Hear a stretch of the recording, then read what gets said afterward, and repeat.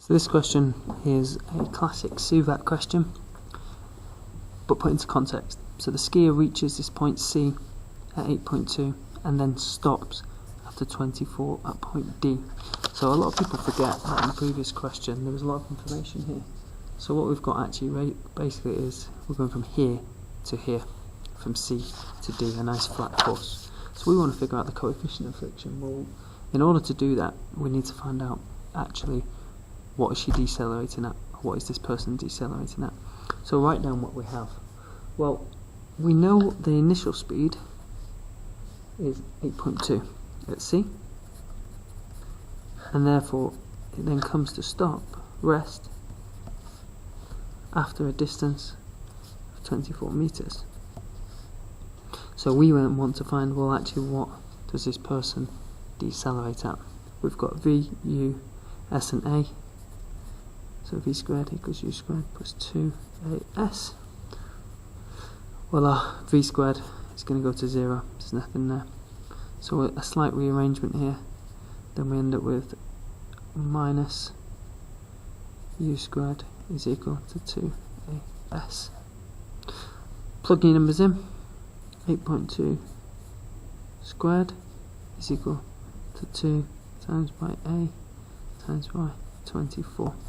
I like to rearrange beforehand, so it will be minus 8.2 squared over 2 times 24 will give us this deceleration rate, which is going to be good. It will be a negative, so therefore it will give us that vector quantity.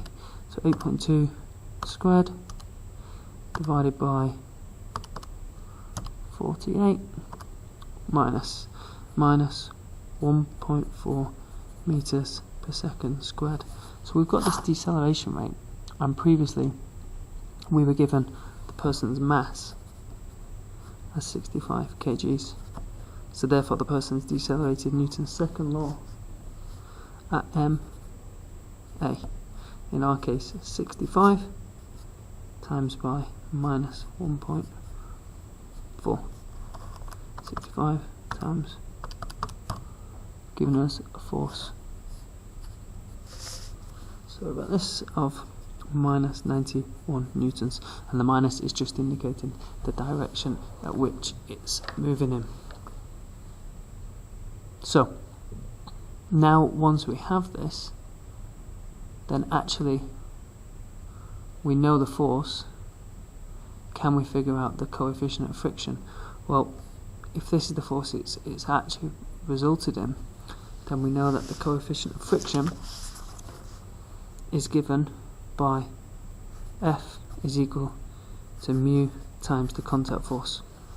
Okay, coefficient of friction we want to find. We know the contact force must be equal to the weight, and we've just figured out this one. We've just figured out this one to be minus 91. So actually our 91 newtons must be equal to coefficient times by the contact force, which will be exactly the same as the weight down as we discovered in this question. So our actual value here will be the weight, which we calculated as 637.65 in the previous question.